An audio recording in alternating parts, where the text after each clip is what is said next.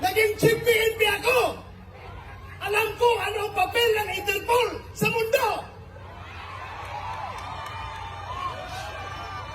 Huwag niyo akong lukuhin. Commitment sa Interpol. Bullshit. Interpol. Presidente ka. Presidente ka ng Pilipinas.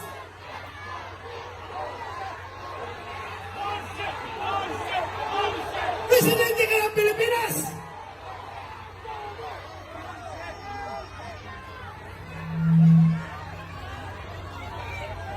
Presidente ka ng Pilipinas!